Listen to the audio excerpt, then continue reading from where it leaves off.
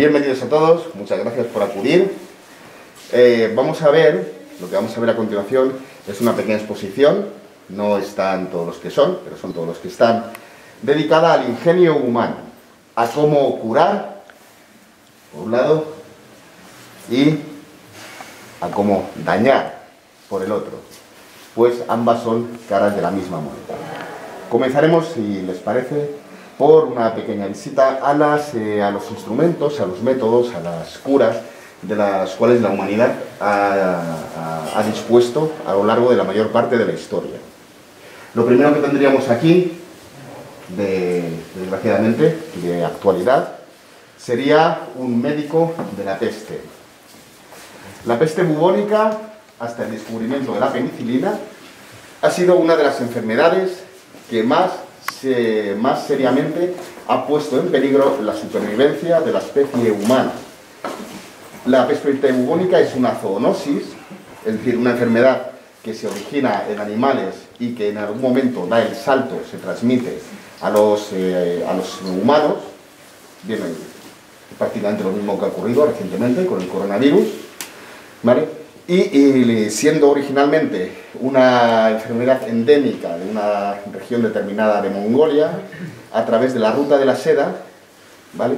A lo largo de la Edad Media a principios de la Edad Media, a finales del Imperio Romano, se va transmitiendo por toda Europa, llegándose a calcular que durante la Edad Media, en su segundo brote, uno de los brotes más violentos que tuvo, llegó a exterminar hasta un 10% de la población. La primera peste que queda registrada es la peste de Justiniano, allá por el siglo VI, en Bizancio, y hay historias terribles que hablan de, como no se sabía qué hacer, cómo disponer de los cadáveres, la única forma, lo único que se podía hacer con ellos, era apilarlos en carros, llevarlos a las afueras y quemarlos. No se sabía exactamente cómo se transmitía, se pensaba que podía ser por el aire, luego más tarde averiguaríamos que no, que fue principalmente mediante las pulgas que habitaban en las ratas, que habitaban en las grandes ciudades, y durante este periodo lo único que se podía hacer, la mayoría de las veces por los enfermos, era paliar sus sufrimientos. De ahí surge la figura del médico de la peste. El médico de la peste es una figura sombría y sin embargo piadosa.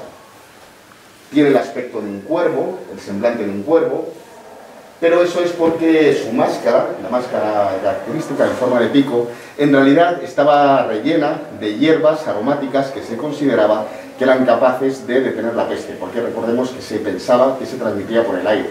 Ahora sabemos que no, que es un bacilo que anida principalmente en las pulgas, que transmiten sobre todo las ratas. De hecho, hay una historia un poco macabra, una versión un poco perversa del karma, en la cual se atribuye a la gran matanza de gatos que hubo debido a las acusaciones de brujería durante la Edad Media, debido a que los gatos no eran bienvenidos en las ciudades, se les intentaba exterminar. Posiblemente al no haber gatos que controlaran las plagas de ratas, eso permitió que las ratas proliferaran y así las pulgas, y de ese modo, de alguna manera, parece que los gatos se cobraron su venganza sobre los humanos. Sigamos por aquí. A menudo, los médicos de la peste sufrían unas tasas de mortandad igual de altas que sus enfermos. Era un oficio de muy alto riesgo y muy bien pagado, asumiendo que llegara a vivir para cobrarlo. Eran unos médicos tan valorados que en ocasiones, cuando corría la noticia de que un par de médicos se dirigían a una determinada ciudad, los bandoleros les secuestraban y demandaban rescate a la ciudad a cambio de devolverlos. Eran profesionales muy valorados, con un oficio muy peligroso, y pese a su semblante siniestro, a menudo eran la última cosa amable que un enfermo de la peste llegaba a ver. Por ahí, por favor.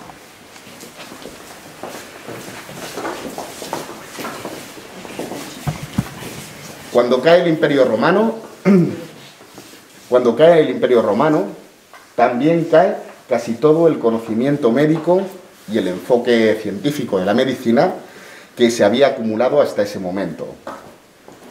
Muchas cosas se pierden, toda Europa vuelve a un modelo más oscuro de sociedad, y la práctica de la medicina deja de ser una práctica científica basada en hechos y en razones, y se convierte en una amalgama de creencias antiguas, de cosas que la gente recordaba, y sobre todo de rezos, cataplasmas y sobre todo mucha superstición. Durante la mayor parte de la historia de la humanidad, prácticamente la única forma que ha conocido el ser humano de tratar una herida infectada ha sido la amputación. Esto es así incluso durante la Primera Guerra Mundial. Recordemos que la penicilina no se descubre hasta después de la Primera Guerra Mundial. Hasta entonces, lo único que se podía hacer con una herida infectada, si no había forma de detener la infección, era amputar la extremidad. Como podemos ver, aquí en estas formas, la mayoría de las cosas que tenemos aquí son garfios, son cuchillos, son sierras, son la única forma que ha conocido la humanidad durante milenios de tratar una determinada afección. Todo esto cambia con la llegada de la penicilina, probablemente el único medicamento auténtico, junto con el opio, que la humanidad ha conocido a lo largo de toda su historia. Todo lo que ha venido después han sido derivados. Sigamos por allí. La mayoría de las veces, la práctica de la medicina la práctica de la cirugía, estaba desligada de la de la medicina. Si bien los médicos se consideran personas ilustres, eruditos, eran personas muy respetadas, no ocurría lo mismo con los cirujanos. Los cirujanos a menudo eran barberos, la misma persona que te cortaba el pelo o te afeitaba la barba, te podía extirpar una muela. Era una profesión con poco reconocimiento y generalmente ejercida por gente con muy poca formación teórica, con muy poca formación científica. Estas mismas personas eran las que asistían a menudo a los partos y, como podemos ver, las herramientas, algunas de las cuales todavía se siguen usando hoy en día, algunos habremos oído hablar de la violencia obstétrica, ¿verdad? Muchas de estas prácticas se siguen utilizando hoy en día. A lo largo de la historia de la humanidad, dar a luz ha sido una tarea de alto riesgo. El ser humano, por su configuración, por su forma de ser, por su físico, es de las pocas especies, si no la única, en la cual dar a luz puede suponer un riesgo para la vida de la madre. En otras especies no ocurre así. La madre pare al crío, a la criatura, y puede seguir haciendo lo que estaba haciendo.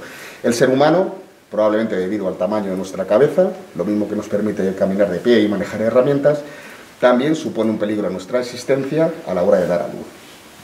La mayoría de las veces, incluso hoy en día, las herramientas que se utilizan cuando un parto se complica son, por decirlo suavemente, agresivas.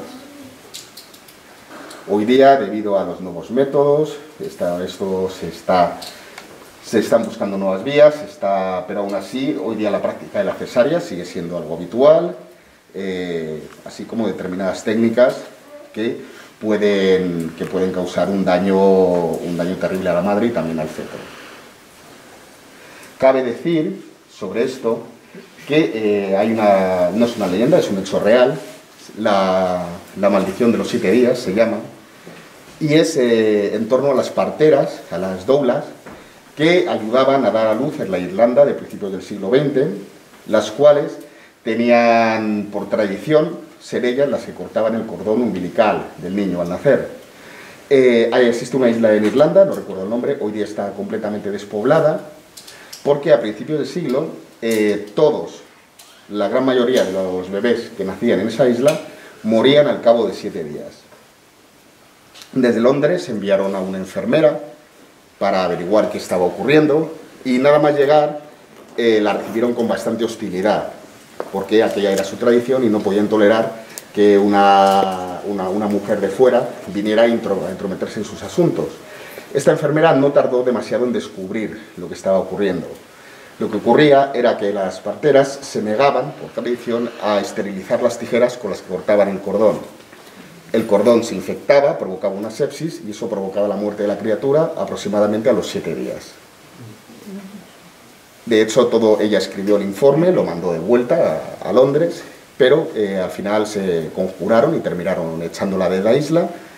Y la prueba de que tenía razón es que ninguno de los partos a los que ella asistió acabaron en muerte y todos los demás sí. Esto es interesante en esta época moderna, en la cual están proliferando movimientos anticientíficos, antivacunas, etc. Esto nos recuerda la importancia de todos estos conocimientos que hoy día tenemos y que algunos se empeñan en negar. Si estas personas hubieran aceptado el conocimiento científico que se les estaba poniendo en bandeja, esa isla a día de hoy estaría habitada. Es una pequeña reflexión que quiero hacer porque, a fin de cuentas, de esto va también esta exposición. Por allí, por favor. Los cirujanos de guerra eran profesionales muy valorados. Podían a menudo significar la diferencia entre la vida y la muerte. Muy rara vez, aunque en las películas vemos escenas de batalla donde los oponentes mueren al primer golpe o al primer flechazo, esto no era así. Lo más habitual es que una persona no muera de un solo golpe de espada, salvo que ese golpe esté muy bien dado, o de un solo flechazo. Lo más habitual es que no sea esa herida la que provoque la muerte. Lo habitual es que esa persona muriera agonizando durante 5 o 6 días después de la infección provocada. Dado que en ese momento todavía no se conocían los antibióticos, habrían de pasar prácticamente 1000 años hasta que esto llegara, la única forma de tratar estas heridas era a menudo la amputación. Y esto era un pequeño sacrificio a cambio de salvar la vida. Los cirujanos de guerra eran lo primero a lo que un soldado herido podía acudir para suturar sus heridas o, si era necesario, para amputar una extremidad antes de que la infección afectara al resto del cuerpo. Con el tiempo este oficio se fue refinando, se fue evolucionando y llegamos a la Primera Guerra Mundial, última guerra, por cierto, en la que todavía se llegaron a usar armaduras, una curiosidad que comentamos, y al descubrimiento de la penicilina, que no fue, en contra de la creencia popular, no fue realmente accidental. Es decir, quienes la estaban buscando ya sabían más o menos por dónde tirar, ellos habían descubierto que un caldo de cultivo contaminado con un determinado hongo ya no era afectado por otros contaminantes, y eso era porque a su alrededor desarrollaban una barrera de penicilina, que era lo que prevenía la contaminación. Este hecho, el ser capaces de sintetizar y aislar la penicilina, ha sido probablemente uno de los descubrimientos que más vidas humanas haya salvado a lo largo de la historia. Espero que estén disfrutando tanto como yo. Sigamos.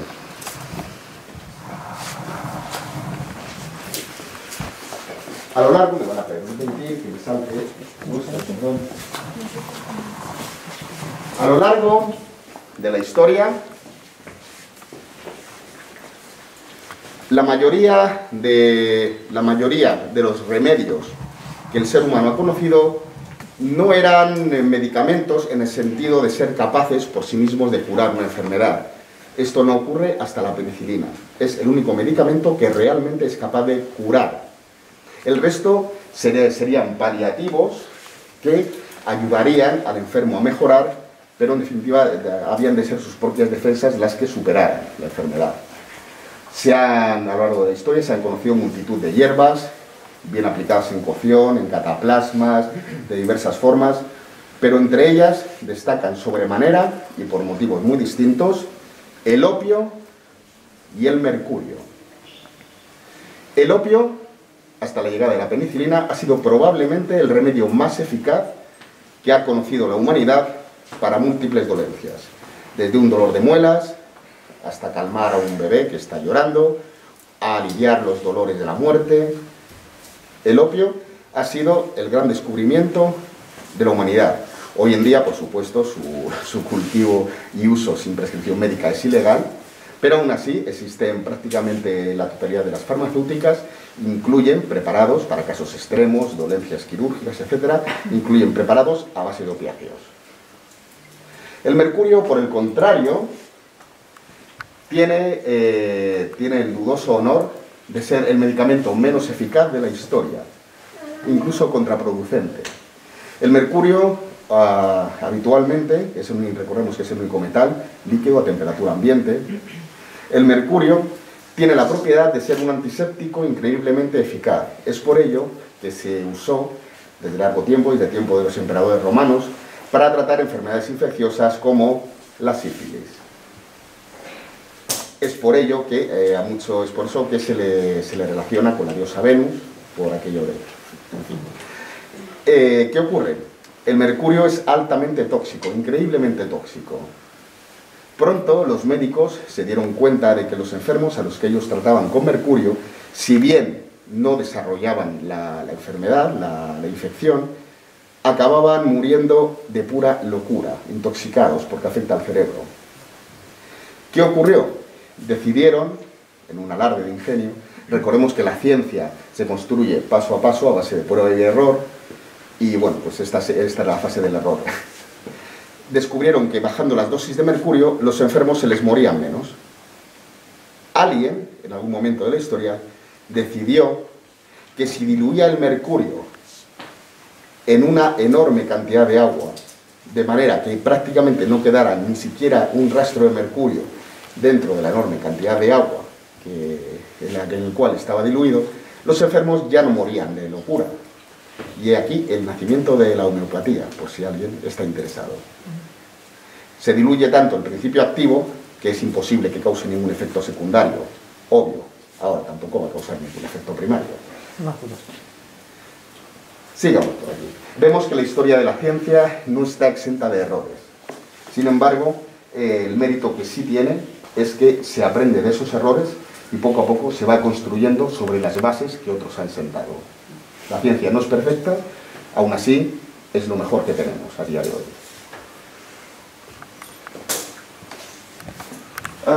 Sigamos por aquí, si me parece.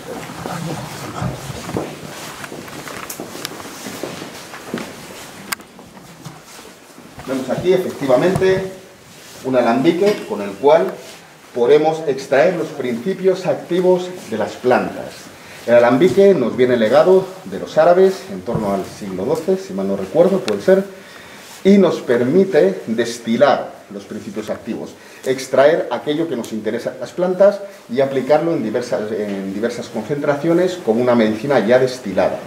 El alambique, el funcionamiento es sencillo, se introducen las hierbas junto con una cantidad de agua, se va cociendo y el vapor de agua va enfriándose a través del serpentín y se va depositando.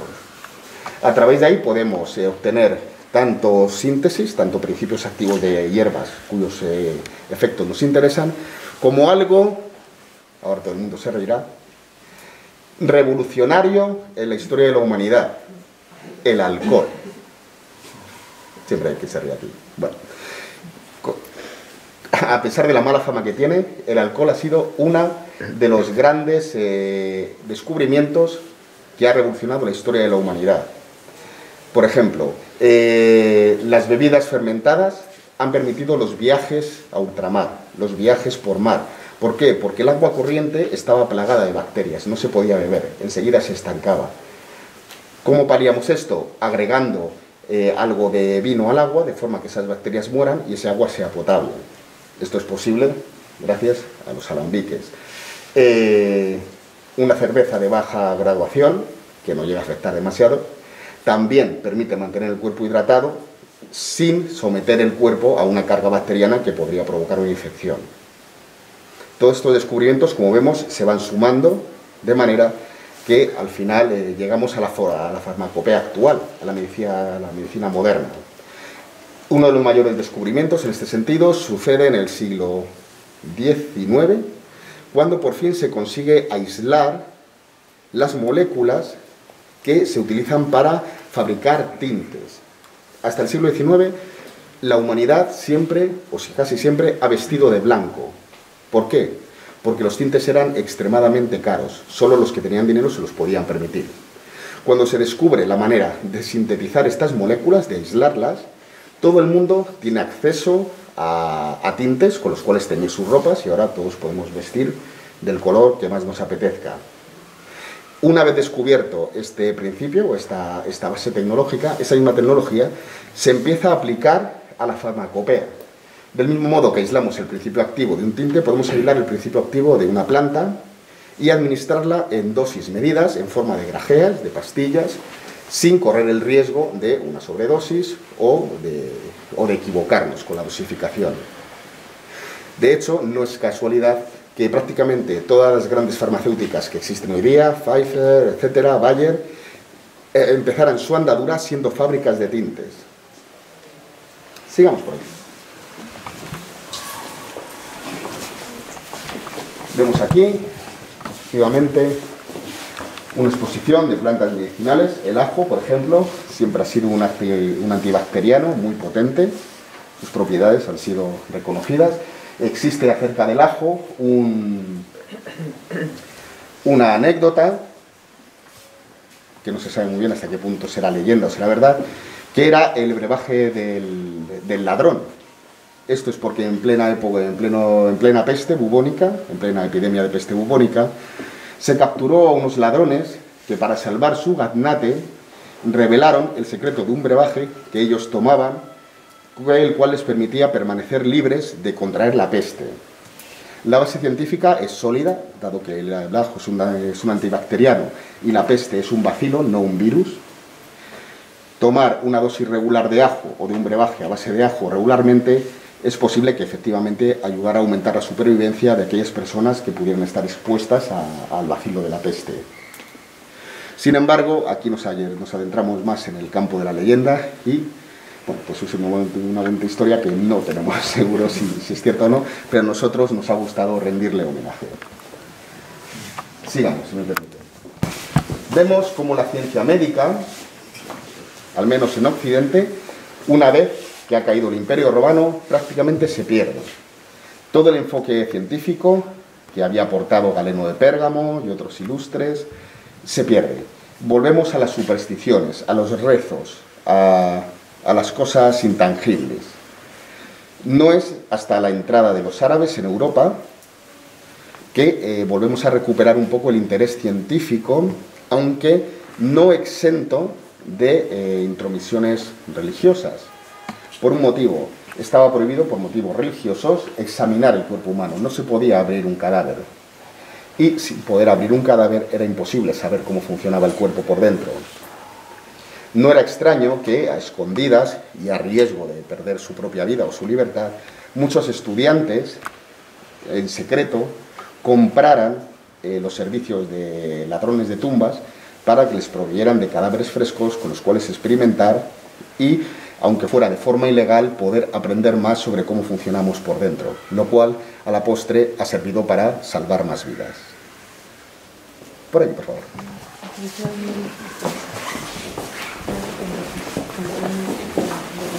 Ahora que hemos visto cómo salvar una vida o paliar el sufrimiento, vamos a averiguar cómo causarlo. Si alguno de los presentes es débil de corazón, daré 3 segundos para que abandone la sala. 1, 2, 3. ¿Nadie? Bien. A aquellos valientes que habéis decidido permanecer, no te escondas, chaval. No digáis que no os lo hago. Saber salvar una vida y saber acabar con ella son dos caras de la misma moneda. Si sabes hacer una cosa, probablemente sepas hacer la otra. Y es aquí donde entran en juego otros de los 2 grandes oficios de los que vamos a hablar: el verdugo y el torturador.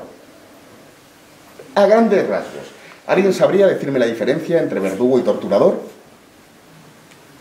El verdugo es el que mata.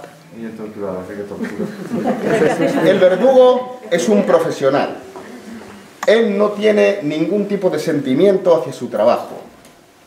El verdugo lo único que quiere es terminar su trabajo de manera rápida, eficiente y volver a casa con su familia, que a menudo no sabe cuál es su verdadero oficio, dado que actúa enmascarado para preservar su vida de posibles venganzas por parte de sus conciudadanos, de la familia de la persona a la que ha ejecutado. El verdugo es un profesional y el torturador, por el contrario, es un artista. Es un maestro del arte y sus pinceles son las herramientas que vemos a nuestro alrededor. Muchas de las piezas de esta exposición cumplen una función doble. La primera es la más primaria, la más evidente y la más básica. En este caso tendríamos el aspa, un método de ejecución reservado a criminales, a crímenes extremos, alta traición. Es un método de ejecución reservado a nobles que han cometido alta traición. Es un método de ejecución público. Esto es muy importante, porque si tan solo quisiéramos eliminar a un individuo, hay formas muy rápidas de hacerlo, pero no queremos eso. Lo que queremos es causar terror, queremos controlar a la población, queremos dar ejemplo. A la persona desafortunada que se ata a este aspa, no se la mata de inmediato. Se contrata a un profesional, a alguien que sepa hacer que el castigo dure. De ese modo se le va dislocando, se le va machacando. Espero que vuestra imaginación trabaje por mí. Se le van destruyendo las articulaciones y cuando el pobre infeliz ya no puede más, solo entonces se le otorga la paz. Pero no solo queremos destruir al individuo, a la persona, queremos acabar con su fama. Una vez ejecutado, se atan sus extremidades a 4 caballos. Se da la orden de tirar. Los caballos separan las extremidades y se las llevan a distintos puntos cardinales, donde serán enterrados. Se destruye al individuo, se destruye su cuerpo y se borra toda referencia a él de la historia. Lo que queremos es destruirle en cuerpo y alma, que nadie jamás se acuerde de él. Esto también es una medida de control social. El Falbret. El Falbret es un antepasado rústico de una de nuestras piezas estrellas, que ahora discutiremos, y originalmente es un método de ejecución reservado a ricos y nobles. Los pobres siempre han vuelto bastante mal. En este caso, se trata de una hoja sin afilar de madera, bajo la cual se coloca el cuello de la víctima. Dejaré que vuestra imaginación trabaje por mí. Mediante 1, 2 o 3 golpes, se aplasta la tráquea, dejando que muera ahogada en su propia sangre. Espero que estéis disfrutando tanto como yo. Disfrutando, atendiendo. Con el tiempo, estos métodos se irán refinando, pero eso lo contaremos más adelante. Dentro de la mentalidad medieval existe una relación directa entre el crimen y el castigo, y esa relación ha de ser simbólica, ha de tener significado. Si pensamos en la mayoría de nuestros castigos actuales, los que tenemos en nuestra sociedad, prácticamente cualquier ofensa, cualquier afrenta que podamos cometer se traduce en una pena económica o de privación de libertad. No conocemos más castigos, son abstractos. Todo es traducible en dinero y en tiempo. En la Edad Media esto no es así. En la Edad Media se ha de castigar la parte del cuerpo que ha causado la ofensa. Hay una relación simbólica e incluso poética entre el crimen y el castigo. Ha de haber significado, generalmente acorde a la Biblia. Siguiendo esta lógica, ¿a quién colocamos esta máscara infamante típica de la Venecia del Renacimiento? ¿A quién afeamos? ¿Quién ha pecado con su rostro, con su belleza? Las mujeres. Las mujeres. Concretamente, Prostitutas. las prostitutas. En este caso no se trata de dañar físicamente a la víctima, aunque vemos que esto también puede ocurrir, sino de dañarla moralmente, destruir su reputación. Si la hacemos circular durante 1 o 2 días, el tiempo que dictamine el juez, con esta máscara colocada en la cabeza, ¿qué estamos haciendo? La estamos señalando con el dedo. Estamos destruyendo su reputación. La estamos obligando a convertirse en una marginada social. Esto es especialmente cruel, dado que nos habla de una violencia de género, en aquel momento no existía este término, sancionada, permitida y alentada desde la autoridad. Sigamos. El garrote vil, cualquiera de sus variantes, es un método especialmente cruel. El garrote vil francés consiste en una pieza plana que va empujando, mediante el giro de la rueda, mediante el giro del tornillo, va empujando el cuello hasta acabar estrangulando al reo. De la habilidad y de la paciencia del verdugo dependerá que este castigo dure unos minutos o varias horas. Espero que estéis disfrutando tanto como yo. Oye, no nos digas eso. El garrote vil español es, si cabe, mucho más cruel. La pieza que es empujada por el tornillo no es plana, consiste en una punta que se clava en la base del cráneo, que va abriéndose paso, perforando lentamente, separando las vértebras.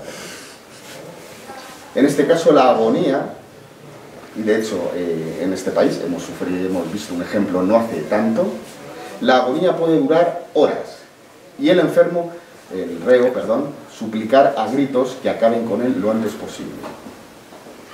Si alguien piensa que esto es un método bárbaro, relegado a otras épocas mucho más oscuras de nuestra historia, siglos atrás, cabe apuntar que la última vez que se utilizó este curioso instrumento en España, en nuestro país, fue en 1974, cuando aproximadamente la mitad de los aquí presentes ya gateábamos por este mundo.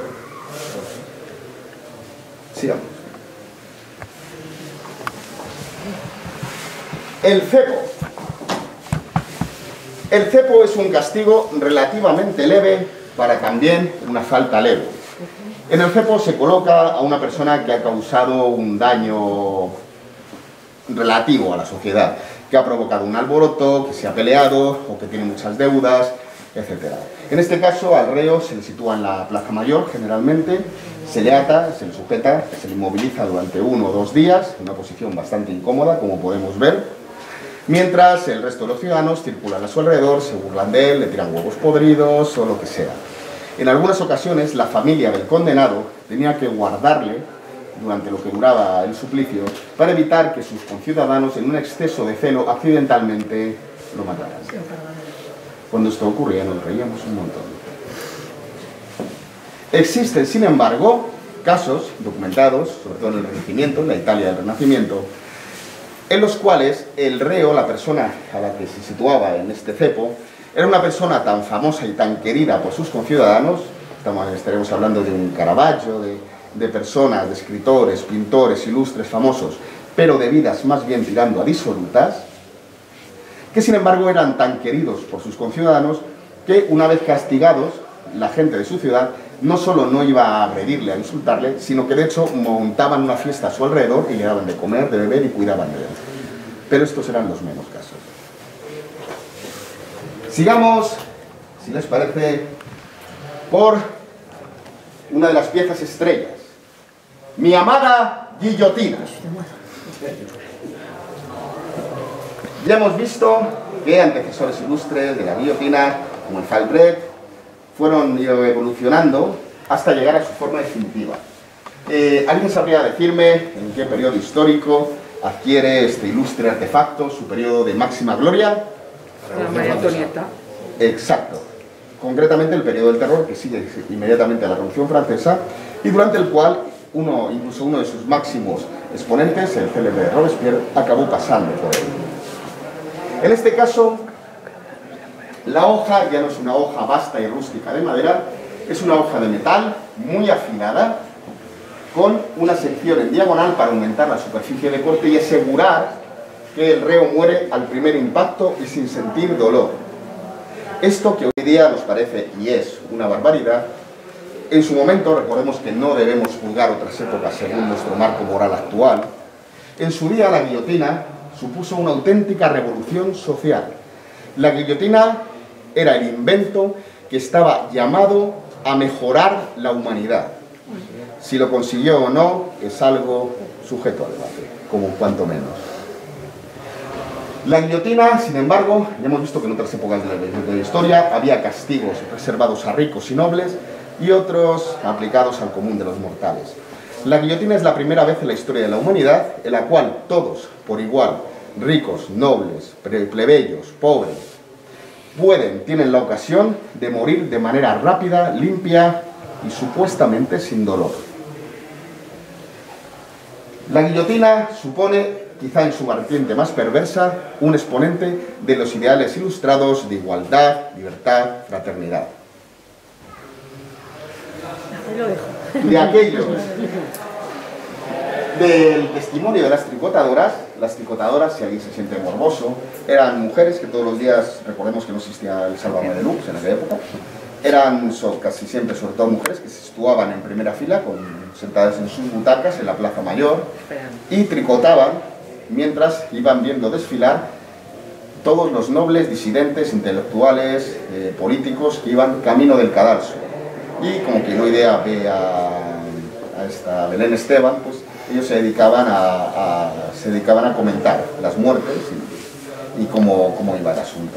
Del testimonio de estas personas se recuerda, se sabe que había cabezas recién cortadas que, una vez mostradas por el verdugo a los asistentes, movían frenéticamente los ojos como buscando su cuerpo perdido. Si esto era un acto consciente, recordemos que una vez cortada la cabeza aún puede mantener el riego sanguíneo durante unos agónicos 30 segundos, si esto era un acto consciente de un cerebro que todavía sabía lo que le estaba pasando, o si eran simples espasmos sin significado ninguno, es algo que solo podremos saber si pasamos por el trance. No la cortan. Espero que estén disfrutando tanto como yo. Sigamos.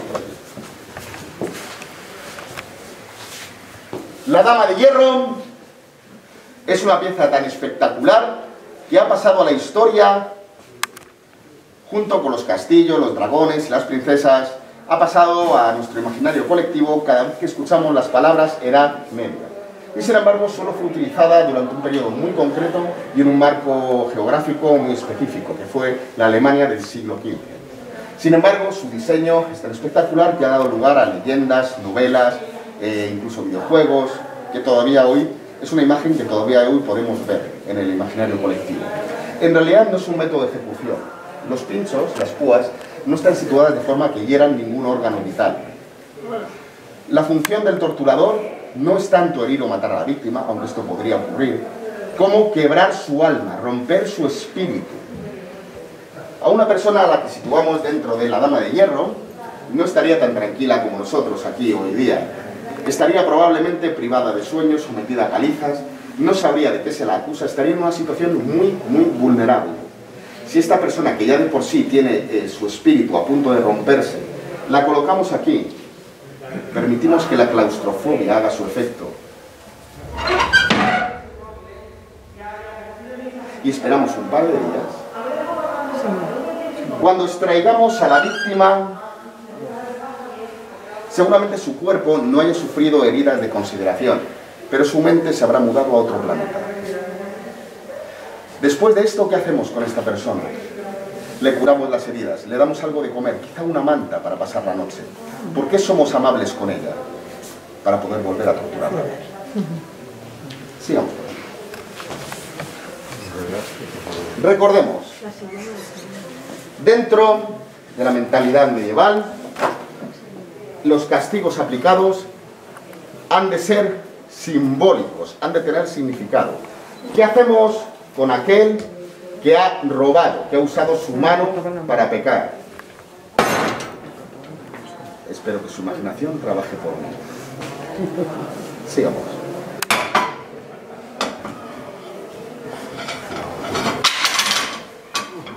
Las distintas herramientas de carcelero cumplen una doble función. Y esta doble función puede ser especialmente perversa. De apariencia relativamente inocente. ¿Algún comentario? Estas herramientas, no se muevan por favor. Estas herramientas nos permiten controlar a un preso sin que él nos agreda. Podemos llevarlo donde nosotros queramos ¿vale? Sin peligro para nuestra integridad. Un aplauso para un padre. Sin embargo, como la mayoría de los objetos de esta exposición, tiene una doble vertiente, y la segunda suele ser más sutil y mucho más perversa. Más allá de mantener controlado a un sujeto, si yo le trato como si fuera una vaca, como si fuera ganado, como si fuera un animal, ¿qué le estoy diciendo? Le estoy diciendo que no es mejor que un cerdo. Le estoy diciendo que tengo poder y dominio absoluto sobre él. Le estoy privando de control sobre sus actos. Me estoy haciendo dueño de su voluntad y de ese modo será más fácil para mí romper su espíritu y obtener aquello que deseo, una confesión o una información. Como vemos, la mayoría de estas herramientas tienen una doble función y muchas de ellas esconden soterrada una pasión por el control social. No se trata de castigar a un individuo, se trata de dar ejemplo y mantener controlados a todos los demás. Y para finalizar, un objeto especialmente cruel, y aquí sí que pido que aquellos que sean especialmente sensibles no presten atención a lo siguiente que digo. El desgarrador de senos. ¿Alguna voluntaria? Estas tenazas, aplicadas al rojo vivo, deforman el pecho de ¿quién? Una mujer, pero ¿quién? ¿Las mismas? Una prostituta, Las prostitutas. una adulta o una madre soltera. En este último caso se trata de un castigo doblemente cruel, al deformar el pecho de la madre, que generalmente será de extracción humilde. Porque curiosamente existen muchísimas formas de prostitución, pero solo nos interesa castigar una de ellas, aquella que ejercen las mujeres pobres. El resto parece que nos da igual. Es un castigo especialmente cruel porque se le priva de la posibilidad de amamantar a su criatura. Por lo cual, al ser de extracción humilde y no poder pagar a alguien que lo haga por ella, sin duda, muy probablemente, la criatura morirá de hambre. Estamos de nuevo ante una medida de control social. No nos interesa tanto castigar a un solo individuo como crear miedo, como crear control, mantener controlada la sociedad y prevenir conductas que consideramos que atentan contra el orden divino de las cosas.